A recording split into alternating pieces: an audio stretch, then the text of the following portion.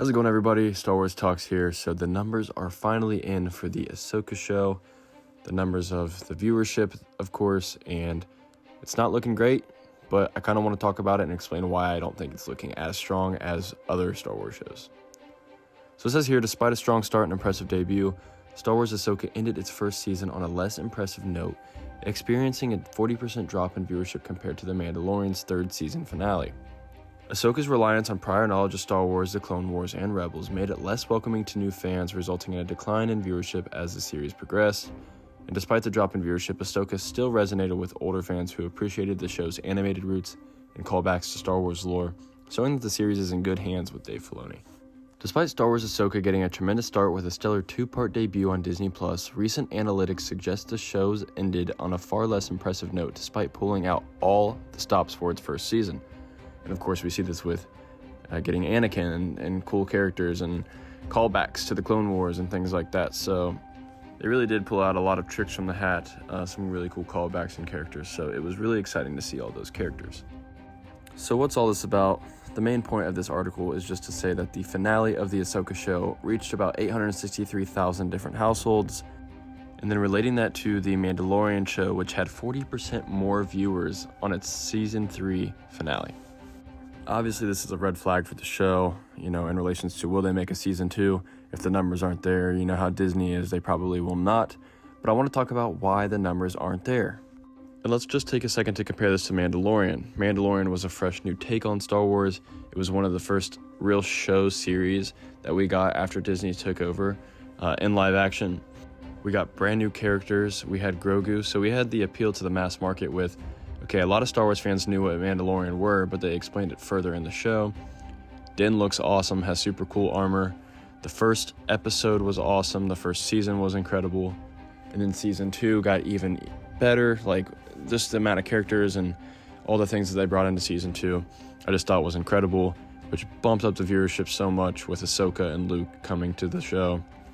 And then season 3 obviously wasn't the best content we've ever seen, especially from The Mandalorian, but people were still watching because we didn't know what cameos we'd see in this season. What was going to happen with Moff Gideon? What would happen with Grogu and Din? All these answers were really unknown. Would we see Ahsoka or Luke again? We just really didn't know.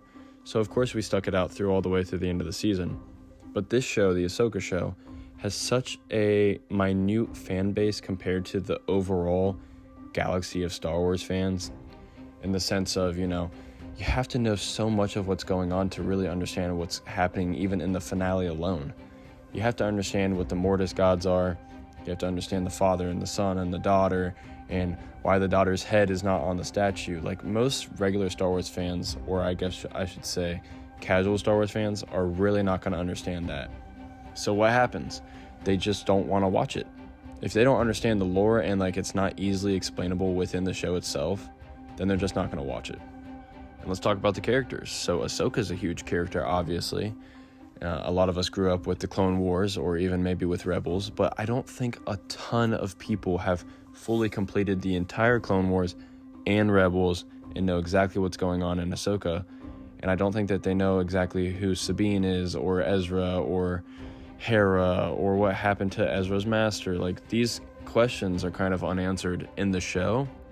And I truly think that Dave Filoni and all of them were really betting on the fact that we have seen Rebels and Clone Wars and would know exactly what's going on, or we would, as the new fans, some of the new fans would go back and watch those old shows to understand what's going on, increasing viewership and boosting viewership all around.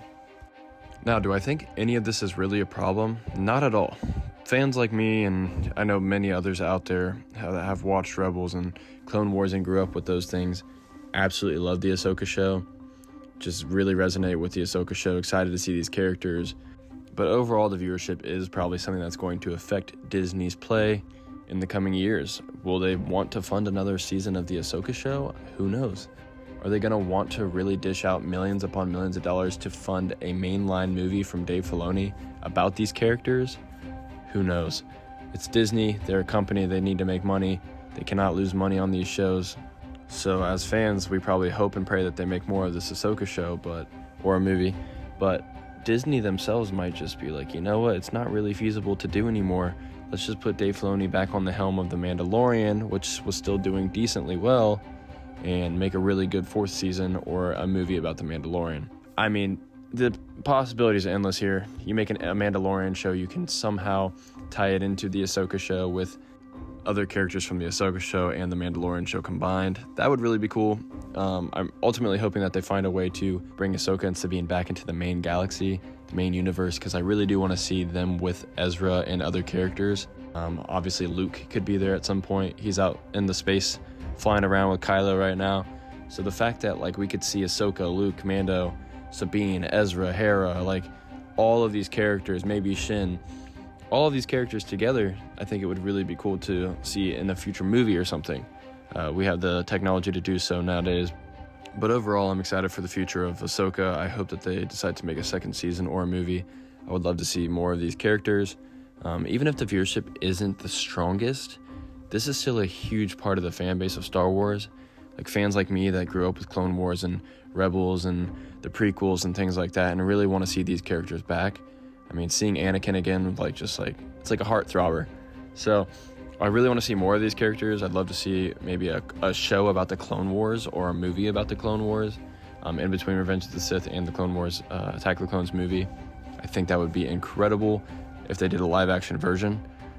So possibilities are endless. It just depends on what Disney wants to do for viewership's sake, but we'll see what they decide to do. I hope you guys all had an amazing day and continue to have an amazing week. May the Force be with you all. I'll see you soon.